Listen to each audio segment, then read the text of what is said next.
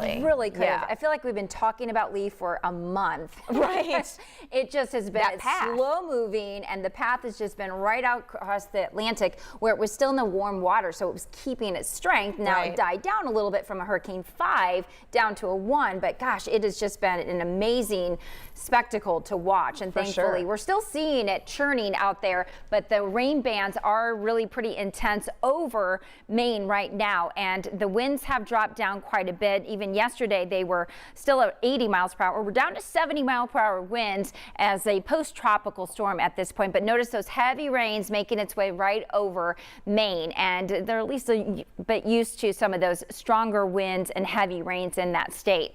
Here at home, we do have some light rain that's been making its way. Some of this not making its way to the surface just yet, but off to the west, we do expect to see more of that activity pushing in a little bit later on tonight into tomorrow. Right now, just some light showers on live Doppler 13 radar. All of this sliding off to the northeast, and not expecting a lot out of these, just some isolated showers. Temperature right now at 70 degrees in Kokomo, 69 in Indianapolis, 72 in Bedford, and we are going to see these spotty showers throughout the evening hours. Notice even on future track, we're not expecting a lot, but then it will be more activity tomorrow as we go into really about mid-morning tomorrow. So expect a few spotty showers, perhaps even the clouds clear out some during the overnight, and that will allow temperatures to fall back into the mid to upper 50s. That's pretty typical for this time of year.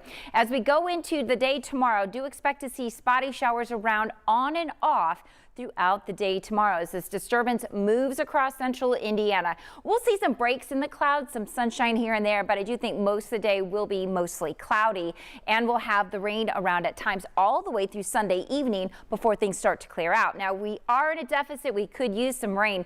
However, we're not going to see a lot of rain out of this system, partially because of Lee and some other systems that are really blocking us from tapping into moisture from the Gulf. So we're really only going to see a few hundredths to maybe a couple tenths of an inch of rain out of this system. If you're heading to Battle on the Bricks tomorrow at IMS, gosh, it's going to be a fun event tomorrow. Perhaps a couple rumbles of thunder tomorrow, but really think we will see some spotty showers around, and that can make way for some fun racing tomorrow for the track action out there, with temperatures climbing into the upper 60s and low 70s, so it will be a cooler than average day. Now, as we go into Monday night into Tuesday, we are going to see a cooler and drier pattern taking over.